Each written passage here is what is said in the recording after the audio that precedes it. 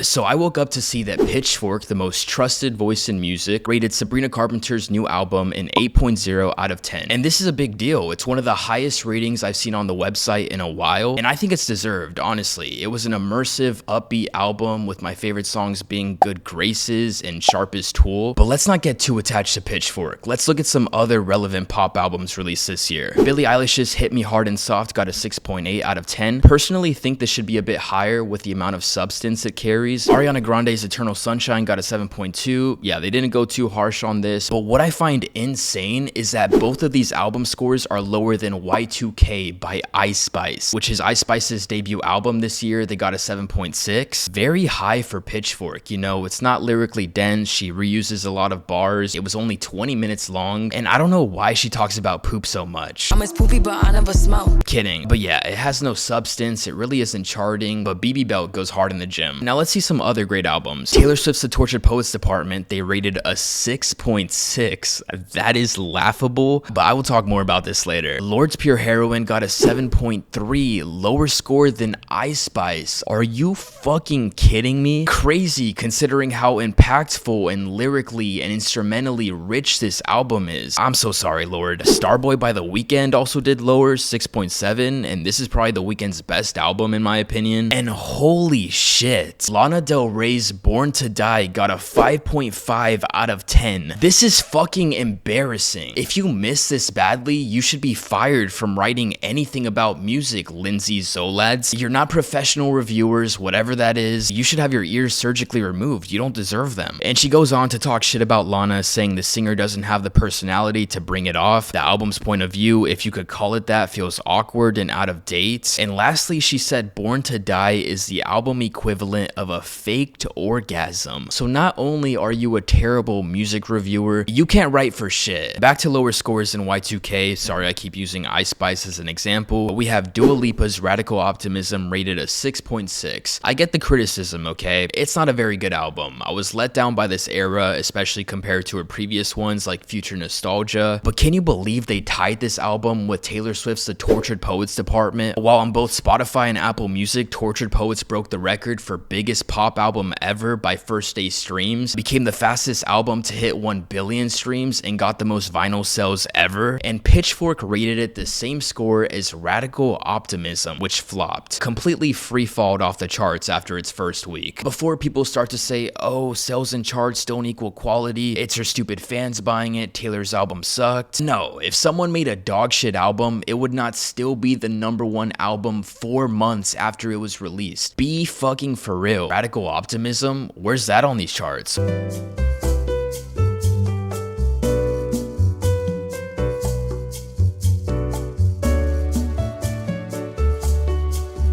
Number 154. Okay, I do feel bad for Dua. It's below 7 of Taylor Swift's albums. That's crazy. No hate towards her at all. Love her. Will always dance to her music. I'll always shake ass to Don't Start Now, New Rules, you name it. So these Pitchfork ratings are a slap in the face to music and really ruins your website's credibility, Pitchfork. But honestly, it's been ruining itself for years. If you don't like Tortured Poets, maybe you're into Reputation. Reputation got a 6.5, the same rating as fucking Peppa Pig. Fuck that pig, man. Nah, I'm sure it's a lovely show for kids, but Peppa Pig's album is rated higher than Lana Del Rey's Born to Die. I keep coming back to that because that's fucking ridiculous. And Pitchfork has also been making the most shitty articles and think pieces, whatever the fuck you want to call them. Like, sure, there's some I agree with, like SOS was named #1 album of 2023. I fully agree. It's incredible and timeless. I've said that. But then they proceed to trash on artists when there's absolutely no reason to. They attacked Ed Sheeran as he was being thrown these stupid copyright lawsuits right after suffering the loss of his best friend. And when Ed won that lawsuit, they titled their article, Ed Sheeran finally seems useful. Fuck you guys, you inconsiderate scumbags. Ed Sheeran had just lost his best friend, he was going through so many bullshit lawsuits, and now he has to see a stupid Pitchfork article titled Ed Sheeran finally seems useful. Assholes. Them a couple days ago wishing Lover by Taylor Swift a happy 5 years since released, but criticizing it at the beginning of the very next line with, though uneven, Lover is a bright, yeah, shut up at this point. But mind you, they love love shading Taylor all the time and even did in Sabrina's newest album review. Like, what are you doing bringing up Taylor in every album review just to talk shit? She's living rent-free in your mind, huh? Pitchfork is even rude to Mr. Harry Styles. They called Harry's performance of As It Was at the Grammys Gap commercial choreography and boring, and said he was wearing a silvery mop of an outfit. Such assholes. There was actually a stage malfunction where the turntables were turning the wrong direction, but it was still a good performance. No need to shit on it. No wonder celebrities hate the press. This has me heated. But to me, them calling Lana Del Rey's Born to Die the equivalent of a faked orgasm and rating it a 5.5 is the cherry on top. Just fully displaying their immaturity and unprofessionalism, but that's what Pitchfork's all about. Pitchfork is a group of idiots running around like chickens with their heads cut off, writing the most ignorant, hateful reviews that sound like a college freshman taking their first creative writing class, so don't even take their album rating seriously. It's a joke. You'll probably agree with some, like the Sabrina one, but a broken clock is right twice a day. It's just a horrible publication that writes bullshit 99% of the time, and they're the farthest thing from the most trusted voice in music, as they call themselves. Thank you guys for watching this little rant. Make sure you like and subscribe, and I'll see you guys soon. Later.